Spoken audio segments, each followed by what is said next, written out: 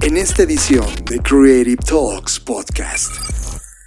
¿Qué es la creatividad algorítmica? ¿Qué pasará en esta intersección entre humanos e inteligencia artificial? Lo exploramos profundamente. Si dejamos, y ojo, aquí es donde meto la alerta o la advertencia, si dejamos que la inteligencia artificial haga todo el trabajo creativo por nosotros, es decir, ¿sabes qué? Yo contraté a través de OpenAI a la inteligencia llamada Ada y yo nada más le meto unas frases, me regresa las imágenes, yo nada más le hago 2 que 3 modificaciones y las publico y eso se replica por millones. Lo único que vamos a hacer es vivir en un mundo estandarizado en donde no haya diferencias y que no haya diferencias, adivinen a dónde nos va a llevar, a un mundo de cero tolerancia a la diferencia.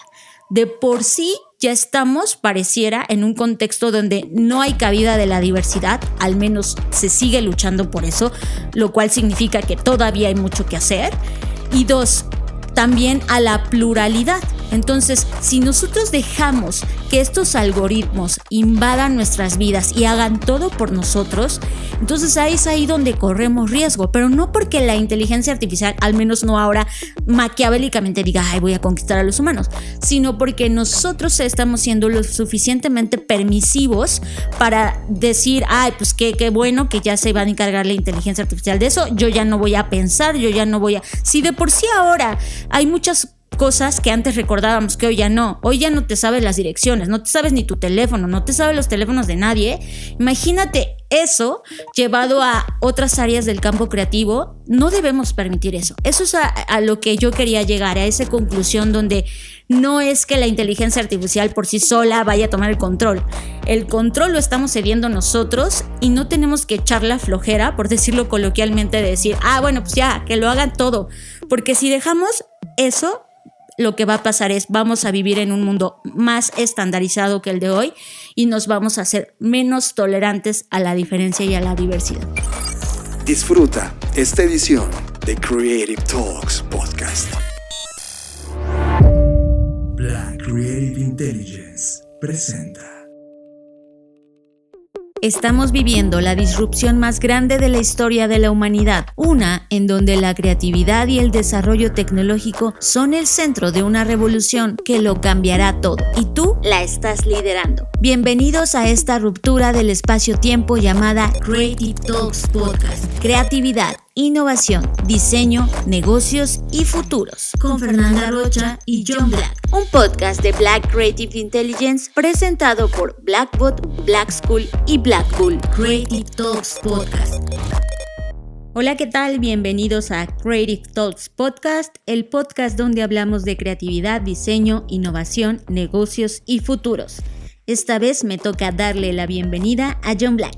Fernanda Rocha, qué gusto estar por acá y más gusto todavía saber que tú estás escuchando este podcast. Bienvenidos a esta edición. Yo soy John Black y tenemos una edición, Fer, bastante buena en términos de inteligencia artificial. Así que, si les parece bien, vamos a comenzar. Tema de la semana. Este es el tema que nos robó totalmente la atención. Tema de la semana en Creative Talks Podcast. Seguramente les ha tocado ver estas últimas semanas una euforia alrededor de una inteligencia artificial. De hecho, es una mini versión de una inteligencia artificial llamada DALL-E.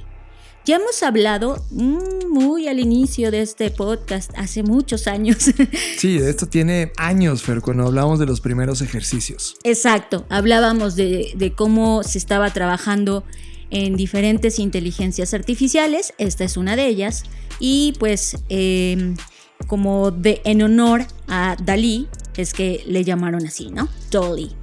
Bueno, el punto es que ahora esta versión que se llama DALL-E Mini, que es una versión que está accesible a cualquier persona, eso es importante mencionarlo, pues a través de una inteligencia puedes tú escribir textos, cualquiera que estos sean, y este algoritmo o esta inteligencia lo va a traducir o lo va a transformar en imágenes. Así que si a mí se me ocurre poner, no sé, Donald Trump tomando una cerveza en un bar en Iztapalapa, pues la inteligencia artificial va a hacer lo propio y va a crear una imagen o una serie, de hecho, de 9 imágenes alrededor de esta frase que yo acabo de colocar. Lo cual es absolutamente inquietante, ¿no, Fer? O sea, cuando comenzamos a tener todo este conocimiento de estos proyectos, me acuerdo que hablábamos sobre lo que esto iba a significar para el mundo creativo. Y tú y yo hemos tenido siempre una postura en donde, por un lado, los algoritmos comienzan a hacer estas correlaciones que un humano en su sano juicio no podría hacerlas o generarlas a la velocidad con la cual lo genera. Y la razón es porque nosotros pensamos más, es decir, profundizamos más en el concepto. A la máquina no le importa mezclar esos 3 o 4 valores que les pusiste y tener un resultado final. Y eso significa, Fer, que está comprobándonos o dejándonos ver, por un lado, sí la capacidad que tiene estos algoritmos para poder generar, y voy a ponerlo entre comillas, un nuevo tipo de arte. Por un lado, tú le estás poniendo el input y esta cosa está generando, pero no solamente genera, aprende. Y por el otro lado, el ser humano común y corriente, y no quiero que lo tomen de manera despectiva, sino cualquier ser humano que antes no tenía acceso a jugar este tipo de algoritmos, ahora lo está teniendo. Y lo interesante es qué va a pasar, Fer, en esa intersección entre el humano y su curiosidad y la máquina generando estos resultados. Es que ahí es donde quiero centrar nuestra conversación. ¿Cómo es que funciona? Vamos a platicar un poco de eso. Si bien ya lo hemos mencionado, igual les cuento al inicio de este podcast, no recuerdo exactamente ahora en qué episodio, pero ya habíamos hablado un poco de esto, pero les quiero refrescar la memoria y sobre todo quienes recién nos escuchan, bueno, pues que sepan un poco el contexto. Esta inteligencia artificial toma o escanea, por llamarlo de alguna manera, millones de imágenes al mismo tiempo. Es decir, ¿cuánto tiempo nos tomaría a cada uno de nosotros analizar millones de imágenes? Obviamente, pues no acabaríamos. Pero la inteligencia artificial pues tiene a su disposición toda esta data, toda esta información. Y evidentemente los resultados que arroja son con base en ese escaneo de millones de imágenes. Pero como bien menciona John, además de arrojarte este resultado de 9 imágenes, además de eso, pues al mismo tiempo está aprendiendo. El tema con esto es lo siguiente, John. Por un lado, sabemos que la inteligencia artificial ha tenido problemas de sesgos, pues no por la culpa misma de la inteligencia artificial, sino quien la programa, y que en muchas ocasiones incluso hay inteligencias artificiales que se han tenido que apagar o... Microsoft, ¿recuerdas Microsoft y Twitter? Sí. Hay muchos casos, ¿no? Incluso inteligencias artificiales que se concentran en contratar personas, etc. Entonces, muchas veces se ha tenido que pausar o parar estos proyectos, pues porque ponen como de cierto modo a la vista muchas inseguridades que todavía hay. Y cuando hablo de inseguridades me refiero a de privacidad, a de ciberseguridad, etc. Pero a mí lo que me llama la atención cuando comencé a ver que muchas personas jugaban con esto, uno, es lo bizarras que eran las búsquedas o la introducción de los textos. O sea, la gente no lo estaba usando realmente para crear arte, que luego vamos a ir para allá, sino para crear escenas chistosas, escenas divertidas que se pudieran convertir inclusive en memes, y muchas de ellas terminaron convirtiéndose en eso, porque pusieron, por ejemplo, no sé, imagínense Boris Johnson comiendo pescado, ¿no? Entonces sí, pues salían eso es muy, muy Reino Unido, ¿sabes? Exacto, cada región evidentemente lo adoptó a su manera y lo fue utilizando para poner pues, y cosas como, no sé, los Beatles vienen a México y están chupando un limón, o sea, cosas así, ¿no?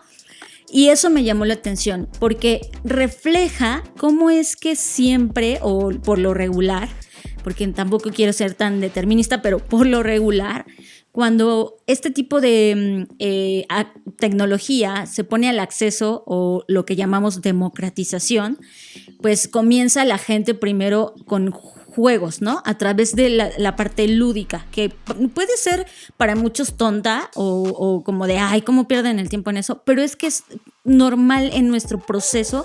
Por ejemplo, cuando empezaron estas bocinas inteligentes llamadas Google, Siri o Alexa, lo que sea, las primeras preguntas que la gente hacía eran cosas pues como muy simples, muy sencillas, muy qué hora es, muy lúdicas, ¿no? Muy para entender cómo funcionaba.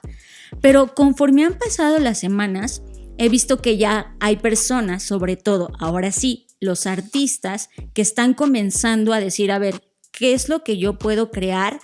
No a partir de esto, sino en conjunto. Y es ahí donde creo que vale la pena mencionar, por ejemplo, lo que hizo Cosmopolitan, esta revista que seguramente en algún momento han visto o han ojeado.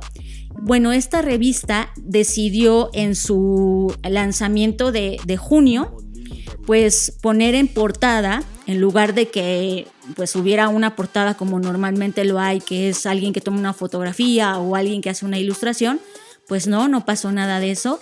Esta vez la portada la tomó una persona que viene con un traje espacial, pero esta portada no fue creada por un diseñador o por alguien, un humano, sino más bien fue creada por la inteligencia artificial de DALL-E.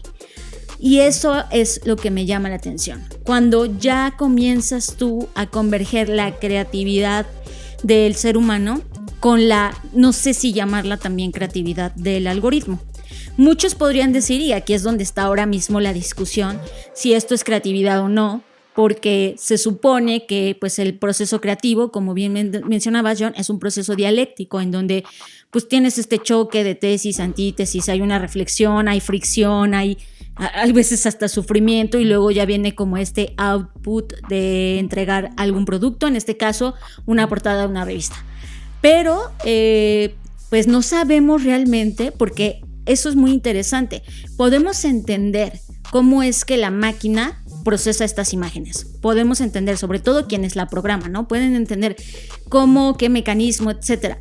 Pero yo no sé, y no me quiero tampoco escuchar aquí súper, no sé, conspiranoica, pero yo no sé si ocurre realmente un proceso creativo que nosotros no estamos logrando ver, porque como no sabemos realmente o no podemos ver el código, quizás que, insisto, quienes lo codifican sí lo pueden ver, pero el resto de las personas, pues a lo mejor por eso estamos nulificando y diciendo no es creatividad.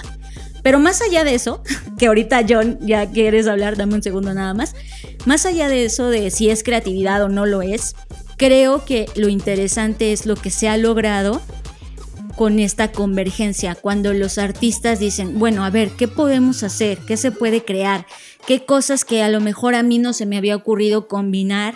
La máquina o el algoritmo sí lo está haciendo, porque es verdad, creo que uno de los sesgos que no tiene los algoritmos, tienen muchos, pero uno de los que no tiene es el autojuicio, ¿no?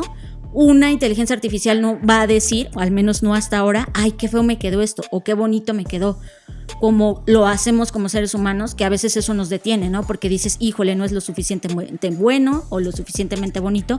La inteligencia artificial aún no tiene ese sesgo. Ella muestra el resultado y le vale si te gusta o no te gusta, ¿no?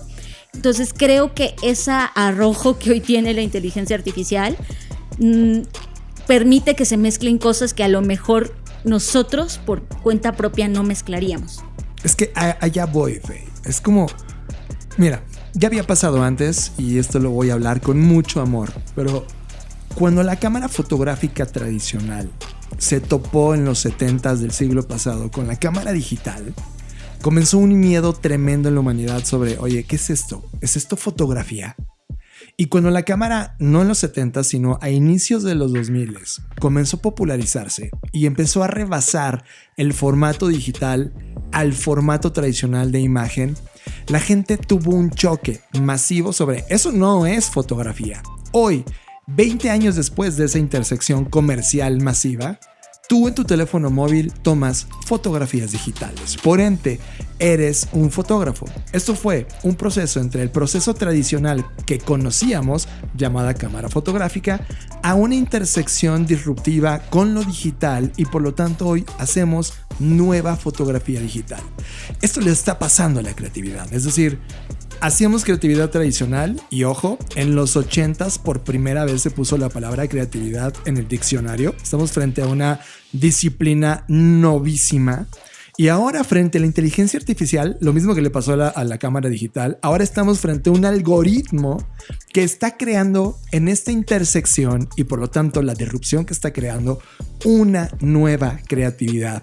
Una nueva creatividad donde por un lado están todos estos inputs, sensaciones, emociones, background de un ser vivo orgánico llamado ser humano que procesa data y ahora sumado al procesamiento inmoral con los bias del programador o no, que puede generar outputs sin necesidad de todo este marco moral o legal de lo que se puede colocar como datos. Y por ende, Fer, en esa intersección viene una nueva era en la creatividad. Esto es una nueva creatividad en donde la parte orgánica humana va a colisionar, va a co-crear, va a codiseñar, va a co-something con esta artificialidad de la inteligencia artificial. Y esto, Fer, es una nueva revolución.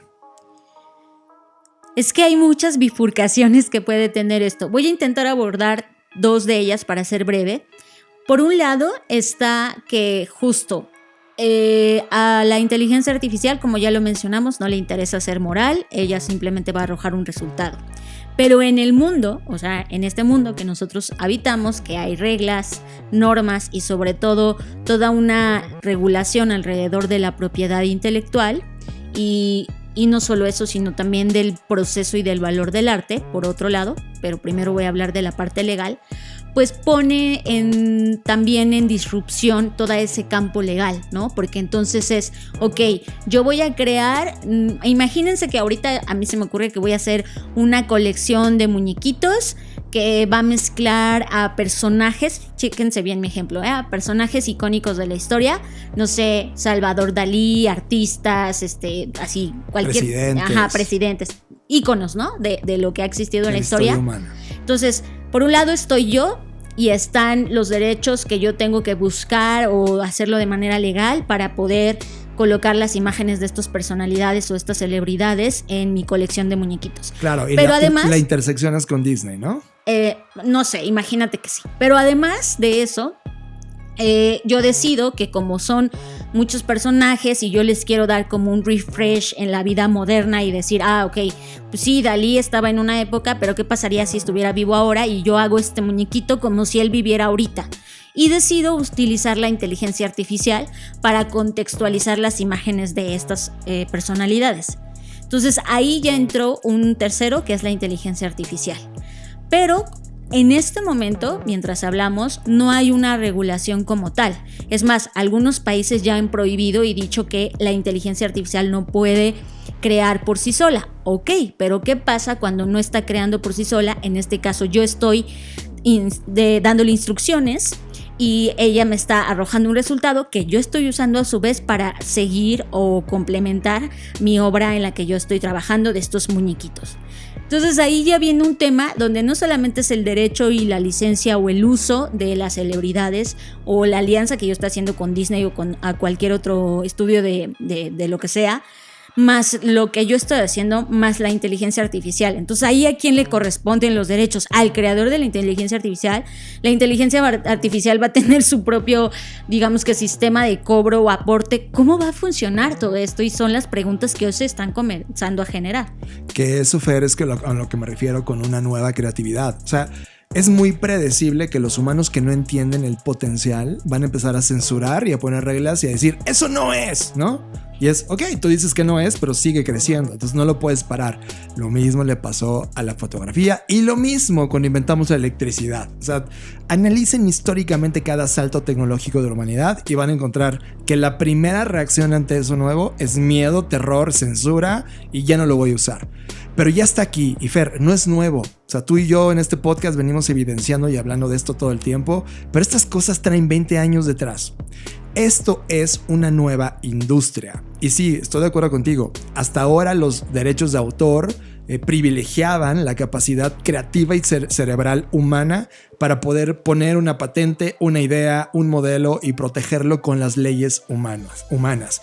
Esto tiene que evolucionar a la misma velocidad que está haciendo la tecnología. Y esto es una nueva creatividad artificial donde se te va a dar referencia a ti, Fer, ¿sí? Por haber puesto los inputs. Se le va a dar valor al creador del mashup, en este caso el algoritmo, e inclusive vía ese algoritmo, y si decides darle una explotación comercial a esa creación, probablemente a ese algoritmo artificial también le vengan derechos y responsabilidades que tengas sobre esa creación.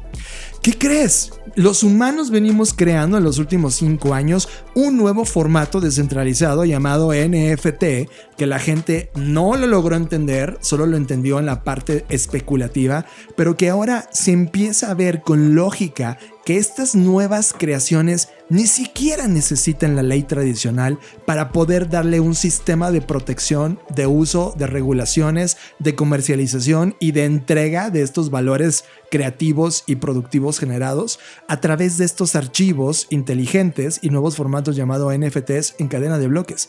Aquí es donde empieza todo a bajar en manera lenta pero lógica todos los experimentos que estamos viviendo, Fer. Y eso está impresionante.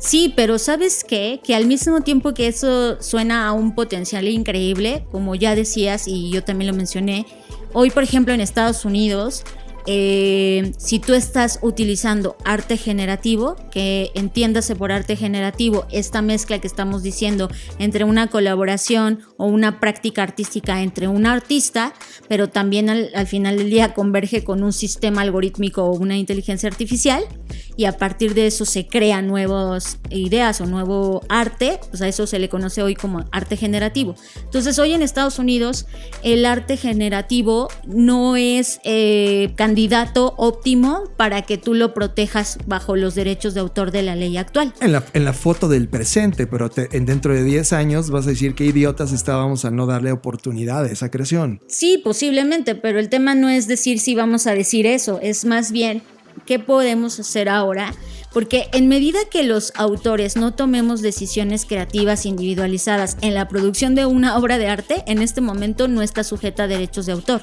No, pero la puedes proteger con NFT. O sea, la única regulación ahora que hay legal no existe. Perdón, países del mundo no están moviéndose legalmente a la velocidad que los humanos en el género artístico, como siempre en la historia, van más rápido que ustedes. Por lo tanto, van a tener que encontrar nuevas medidas de protección. Hoy la única que tienes como creador, Fer, es ponerle a esa creación algorítmica, a ese producto de arte generativo, que es cuando tú como artista cedes cierto control creativo sobre el producto final y lo delegas a un sistema o algoritmo que crea ese producto final. Al final el resultado lo puedes colocar en esta protección tecnológica en lo que las regulaciones humanas tradicionales logran entenderlo. Y es más, logran poner en la ley algo que vaya acorde a lo que estás creando, porque igual crean un disparate de ley y ahí vamos a pasar media década viendo que no funcionó el protocolo hasta que se perfeccione.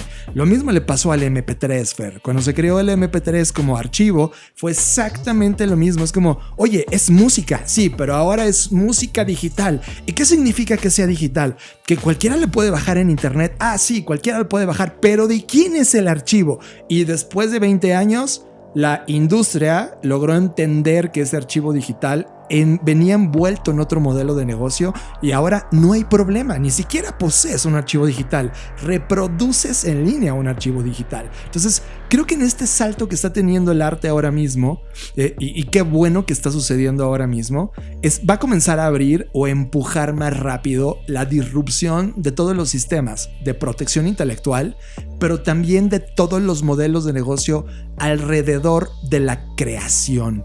Y ahora mismo estamos en una economía del creador. Imagina esta masificación de DALL-E, lo que puede hacer en términos de la discusión y la aceleración de conceptos que necesitan ser protegidos, replanteados, rediseñados y readaptados a los tiempos que estamos viviendo y a los que vendrán.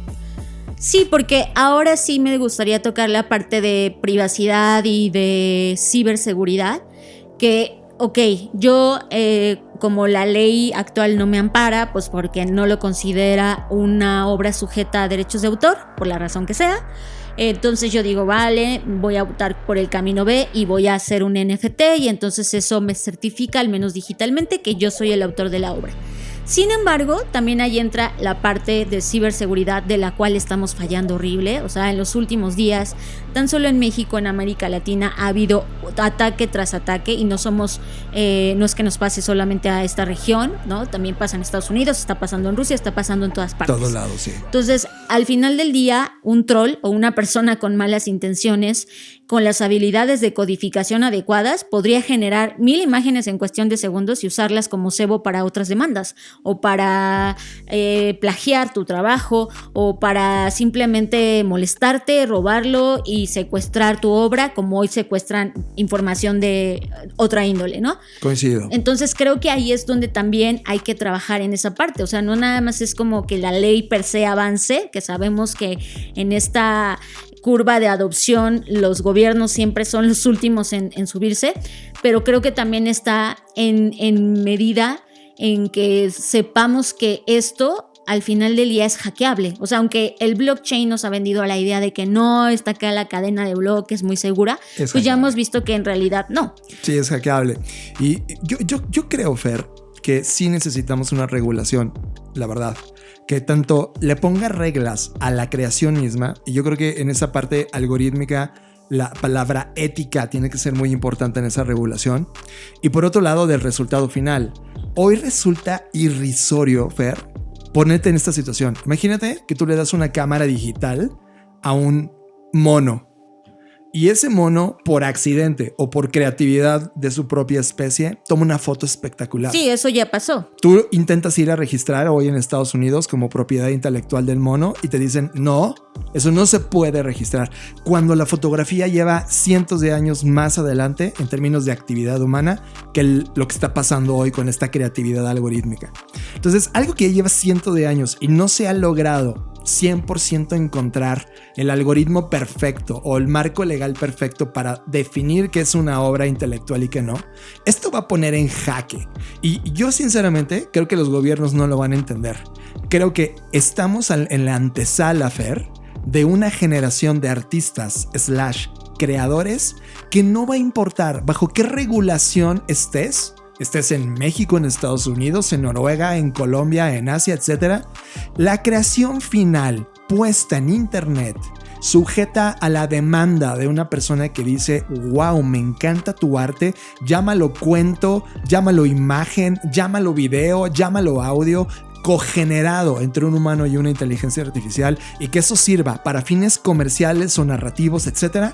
¿Va a importar nada si las regulaciones digitales y la propia autoorganización independiente o descentralizada cree cosas que realmente sean más eficientes que las leyes tradicionales? Creo que las leyes tradicionales se van a limitar, Fer, a cobrar impuestos. Se van a pelear en, es que esto se generó aquí y aquí aplica el 18% y ya. Y todo lo demás va a terminar siendo muy transparente frente al creador de ese contenido. Sí, lo entiendo. Y este caso que mencionabas, que es un caso muy chistoso se conoce así como la selfie del mono. Si ustedes googlean selfie del mono copyright o derechos de autor, van a ver que sigue en disputa, como bien me mencionaba John. No lo he logrado registrar, Fer. No, ni creo que lo logren hasta después, ¿no? Pero bueno, el punto es que entiendo la parte que dices que se tendría que, de alguna forma se va a autorregular, pero eso requeriría entonces también la demanda de eso, ¿no? Como todo bajo este sistema, pues al final del día, si hay alguien que oferte, debe haber alguien que demande eso. Y creo que también, y lo entiendo perfecto, que al ser como el inicio, que sabemos que ya lleva más tiempo, pero el inicio de la popularización de estas herramientas, creo que también está pasando otro tema importante. Al ver que es tan sencillo y que yo me puedo meter a Jolly Mini y escribir lo que se me antoje y que eso me va a arrojar algo, le hacemos que pierda valor, ¿vale? Entonces pensamos, güey, cualquiera lo puede hacer, entonces no vale nada.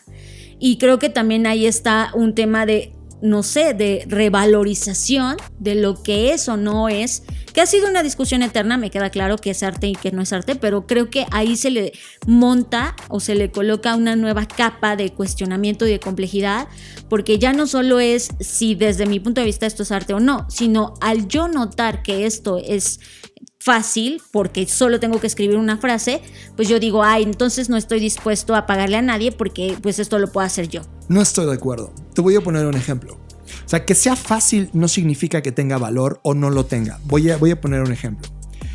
Acabamos de ver el estreno en esta línea de tiempo de Westworld. ¿Recuerdas este capítulo 1? No, creo que es de la temporada 3 la que está en este momento.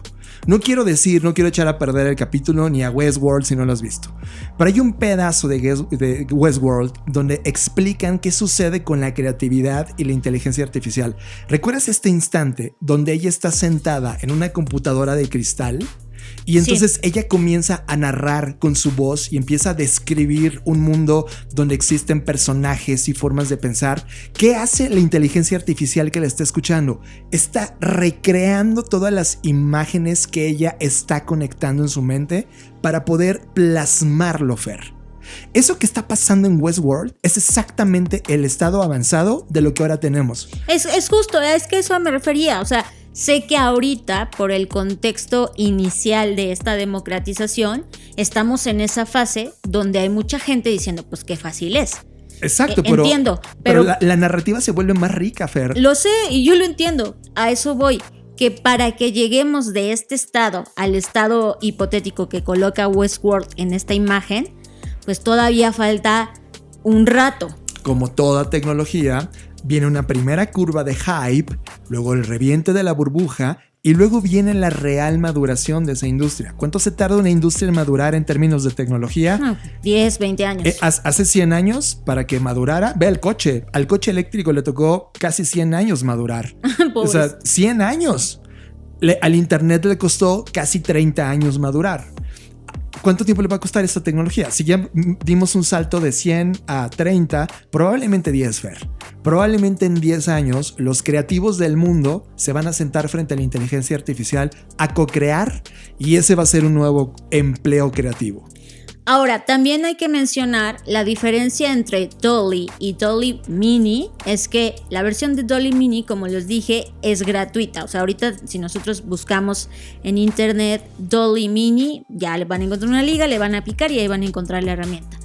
La versión full, digamos que la versión completa es DALL-E, que ya va en una versión avanzada, ya va en su segunda generación, muy pronto la tercera. Así es. ¿Y por qué quiero hacer esta separación o esta diferenciación? Es muy importante, porque lo que están dejando que la gente juegue, digamos que es una versión beta, o sea, super beta, super larvaria, del potencial que realmente hoy tiene DALL-E en su completitud o como se diga, ¿no? En toda su fullness. En toda su fuerza que hoy tiene y en toda la inteligencia que hoy tiene. De tal manera que si tú te metes al proyecto ya el completo, por decirlo de alguna forma, de DALL-E, te vas a dar cuenta que, uno, obviamente no son tan tontos o tan listos como para ponerlo a disposición de público en general. Es decir, ahorita solamente quienes se suscribieron al programa de lista de espera, había una lista de espera si eres programador o eres un curioso y entusiasta de este tipo de tecnologías, bueno, te suscribías y te daban acceso. Si hoy te metes, ya no es necesario hacer como la lista de espera, ya puedes entrar y utilizarlo y pagar, y se paga por número de tokens. Eso también es una cosa muy interesante como modelo de negocio, porque no te están cobrando por el uso de la herramienta. O sea, no es como Netflix que paga una mensualidad o una anualidad de tanto y ya está. No, aquí te están cobrando por tokens, que es cuántas respuestas te da posibles, ¿no? Entonces creo que también eso me parece muy interesante, no de cara al uso de la inteligencia artificial per se, sino de cara al modelo de monetización que esto podría representar. Claro, y que ese modelo no está en ningún libro de negocios ahora y se está empezando a probar en el MVP en este momento. Y Fer, no hay que recordar, más bien no hay que olvidar que este proyecto es, claro que solo es una prueba, Pero este proyecto viene de una compañía que se llama OpenAI. Sí, claro, a eso iba. La versión full la creó OpenAI, que ellos han hecho muchísimas cosas. Este es solo uno de los hijos que han tenido. Exacto. Pero también han hecho otras, o entrenado más bien, otras inteligencias artificiales que completan textos. Por ejemplo, tú le pones, escribe un blog de estas 3 ideas y lo escribe completo con GPT-3.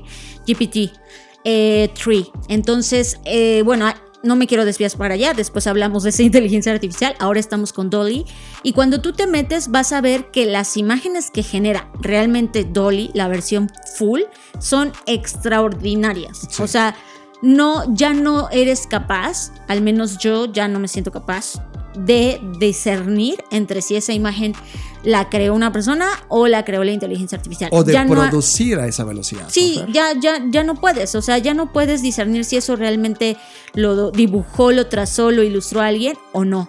Y regresando al tema de costos, porque sí quiero dejar esto como en este momento, ¿cuánto costaría utilizar una de estas herramientas? Obvio, primero tienes que tener conocimiento, ¿no? Ya cuando entras a la versión full, pues hay una serie de documentos que tienes que leer si es que no tienes ni idea de por dónde empezar.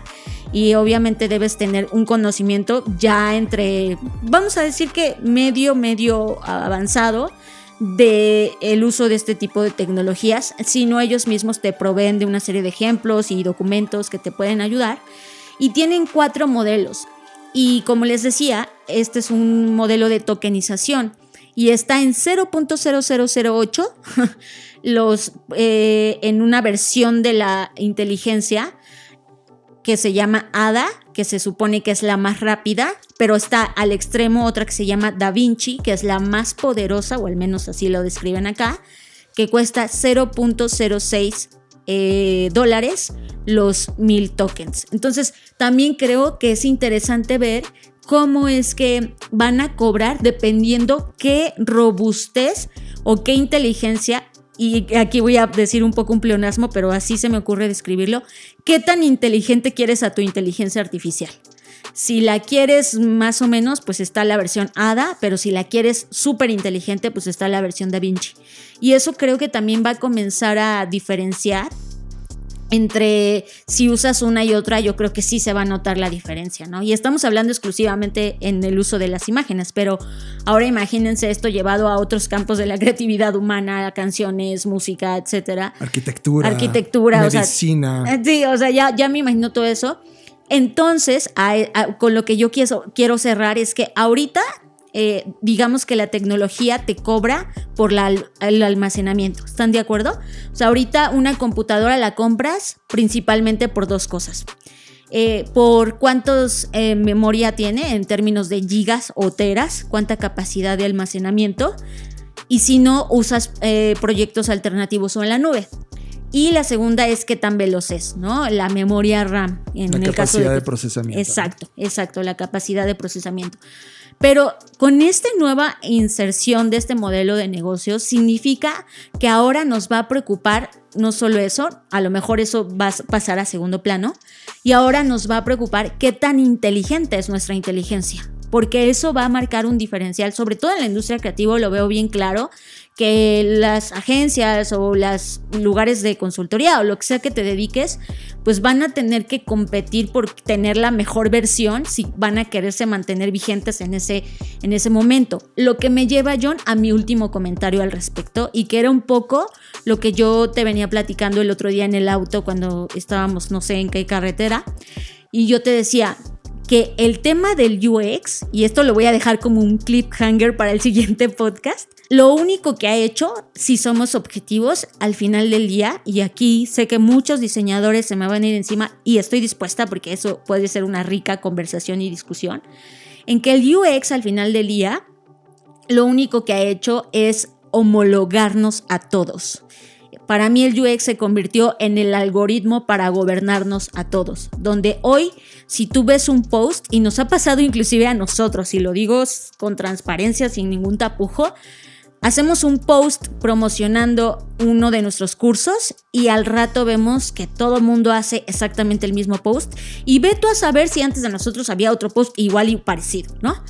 Entonces, si eso está pasando ahora, creo que también el riesgo inminente, y hay que mencionarlo porque tampoco es que nosotros estemos acá exaltando que la inteligencia artificial debería gobernar el mundo, ni mucho menos, sino encontrando el balance justo en la colaboración. Pero tampoco debemos dejar de lado que si todos vamos a tener acceso, o la mayoría de las personas vamos a tener acceso a estas herramientas que hoy pareciera un costo asequible, pues creo que también podríamos caer en este sesgo de repetición, John, donde pues, al final tienes las mismas referencias y estás contratando la misma inteligencia que yo, y por lo tanto, al final del día, aunque muchos digan que no, yo soy de las que dice que sí, va a depender de cómo tú proceses esos datos. Porque si te quedas en lo que la inteligencia artificial te da como respuesta, no vas a tener un punto diferencial. Te vas a parecer a los millones de empresas más que también van a tener esa inteligencia artificial. A mí me encanta ese punto, Fer, y quiero poner esto en la mesa. Yo no estoy tan de acuerdo con que UX nació para esclavizarnos a todos. No dije que nació para eso, se convirtió en eso. Y se convirtió básicamente por la poca ética que había en las compañías que utilizan el diseño para justamente eso, ¿no? O sea, se acabó la individualidad, se acabó el pensamiento increíble y personalizado. Ahora es el mismo pensamiento en un statu quo donde todo el mundo encaje y se convierte en un negocio. Básicamente la métrica sigue siendo negocio. Pero profundizando mucho en esa charla, Fer, a mí me dejaste días pensando sobre en dónde estuvo el error, y he encontrado una génesis de ese error. Y es la misma génesis que hoy está provocando este choque del sistema económico global. Y es no hemos logrado descifrar qué significa progreso el día de hoy.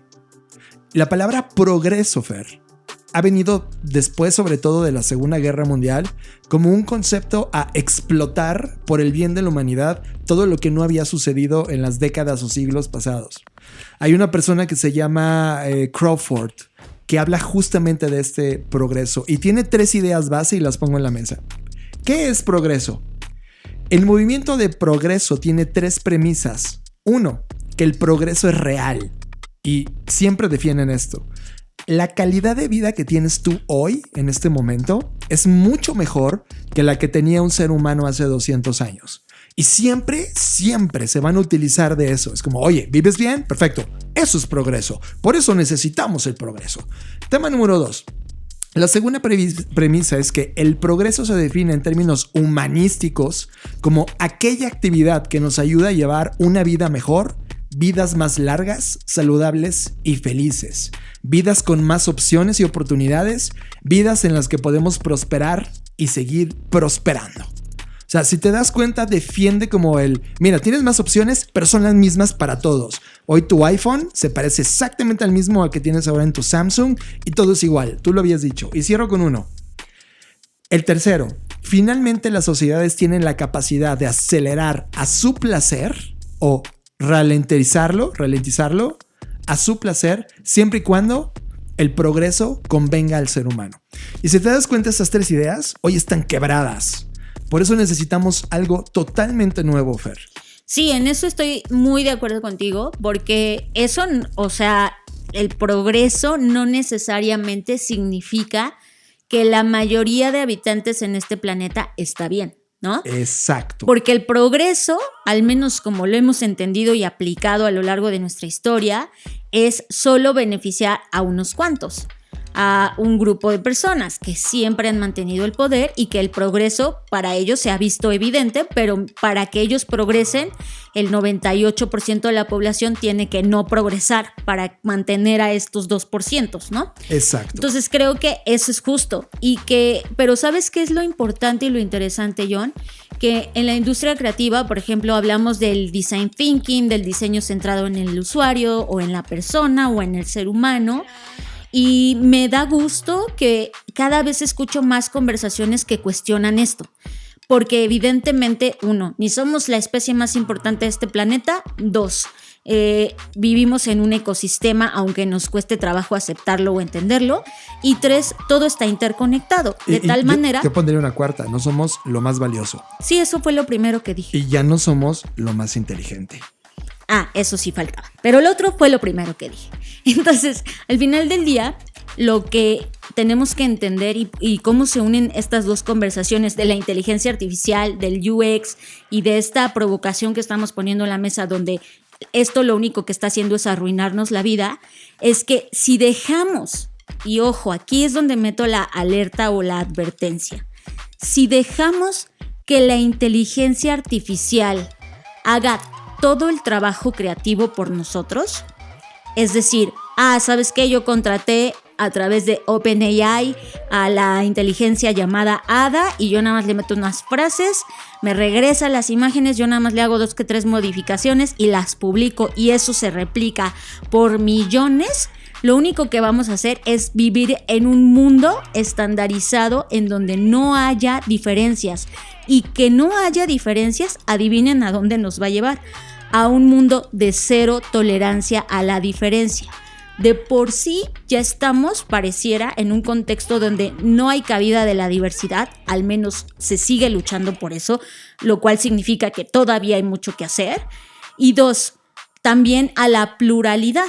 Entonces, si nosotros dejamos que estos algoritmos invadan nuestras vidas y hagan todo por nosotros, entonces ahí es ahí donde corremos riesgo, pero no porque la inteligencia artificial, al menos no ahora, maquiavélicamente diga, voy a conquistar a los humanos, sino porque nosotros estamos siendo lo suficientemente permisivos para decir, pues qué bueno que ya se va a encargar la inteligencia artificial de eso, yo ya no voy a pensar, Si de por sí ahora hay muchas cosas que antes recordábamos que hoy ya no te sabes las direcciones, no te sabes ni tu teléfono, no te sabes los teléfonos de nadie.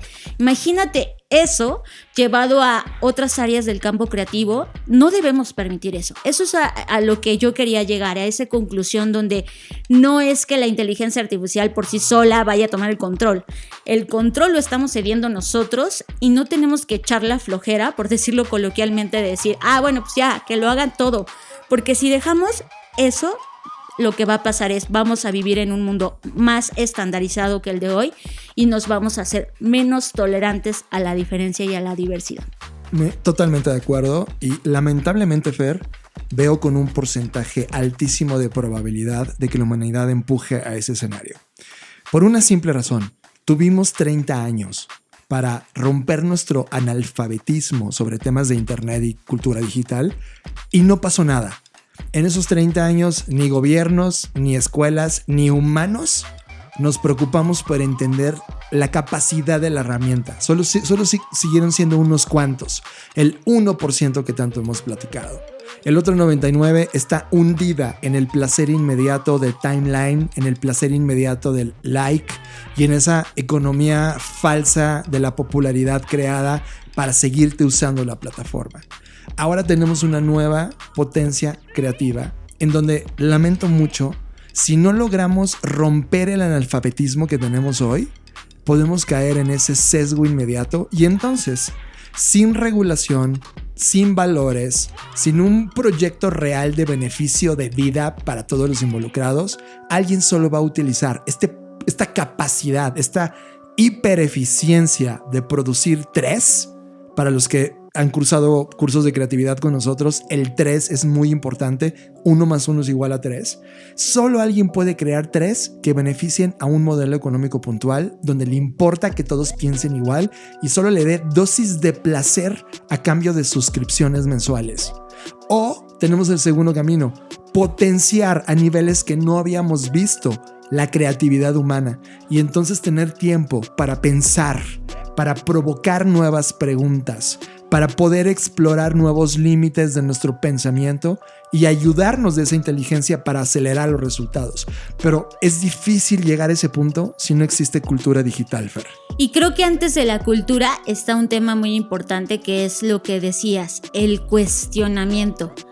Las máquinas, los algoritmos, las inteligencias artificiales deben estar para las respuestas, pero los humanos debemos estar para las preguntas.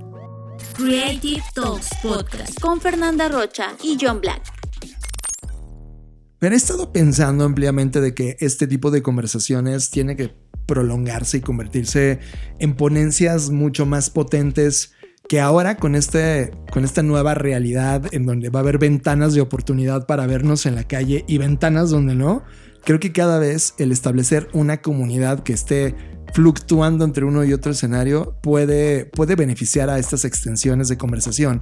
Para eso está la BCI. Creo que al final del día la Black Creative Intelligence, que nace como un experimento de comunidad interesada en términos de innovación, se va a convertir ahora en ese foro. Y Fer, hay que hacer algo que explore estas nuevas capacidades creativas porque nos tocan, Fer. O sea, Creative Talks, Blackbot, todas las compañías que hay alrededor de nosotros, al final siguen experimentando sobre qué sigue en términos de creatividad.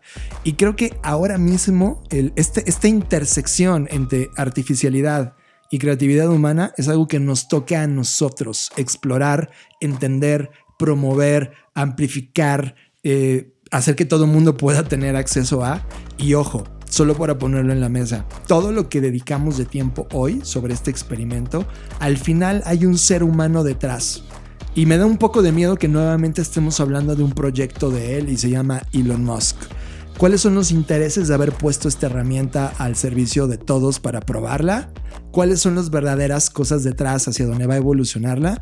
Recuerden que él está trabajando en un humanoide robot con inteligencia artificial para vendérnoslo en nuestra casa en menos de media década.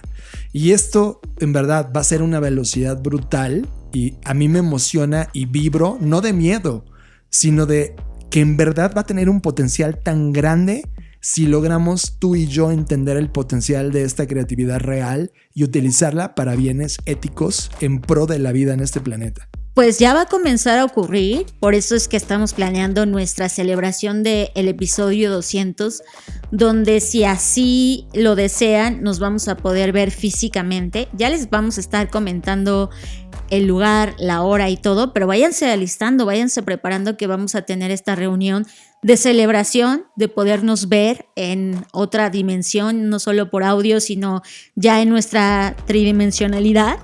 Y pues creo que ese tipo de eventos van a ser justo en donde converjan estas conversaciones. Sí, 100% de acuerdo. Fer, pues es todo un placer haber estado en esta edición. Hemos estado entrando en situaciones demasiado filosóficas en este podcast, Fer. Está padre, creo que llega una nueva era también, es momento de cuestionar, siempre lo es, pero creo que en momentos de crisis lo es aún más. Así que me ha gustado, la verdad he disfrutado mucho los episodios y también quiero aprovechar el espacio para contarle a la gente que nos escucha desde Colombia, a quienes les mandamos un gran saludo y un abrazo, que la próxima semana en esta línea de tiempo de julio 2022 vamos a estar dando un tour de innovación y creatividad en Colombia, así que si ustedes están por allá, mándenos un mensajito, ojalá nos podamos conocer, al menos tomarnos un buen café que nos han presumido tanto y allá nos vemos. Va a estar increíble estar allá y sobre todo creo que dar este salto de poder entender que América Latina tiene una forma tan distinta de entender la tecnología, de entender la innovación, que esa forma distinta de entenderla a como piensa Estados Unidos o se piensa en el oriente de la tecnología, nos puede volver únicos en esa perspectiva y creo que no nos estamos dando verdaderamente cuenta de esta singularidad que tenemos. Sí, de lo valioso que es esa peculiaridad, totalmente de acuerdo contigo. Pues ya está, esto fue Creative Talks Podcast, yo soy John Black, pueden buscarme en redes sociales si creen que es valioso lo que pueda aportar en su línea de tiempo. Y yo soy Fernanda Rocha, a mí me encuentran como Fernanda Roche en Twitter y ya cambié mi nombre sote largote en LinkedIn, ahora solo soy como Fernanda Rocha para que me encuentren más fácil y como cada semana nos vemos en el futuro. Escuchaste Creative Talks Podcast con Fernanda Rocha y John Black, un podcast de Black Creative Intelligence, presentado por Blackbot, Black School y Black Bull. Nos vemos en el futuro. Black Creative Intelligence presenta.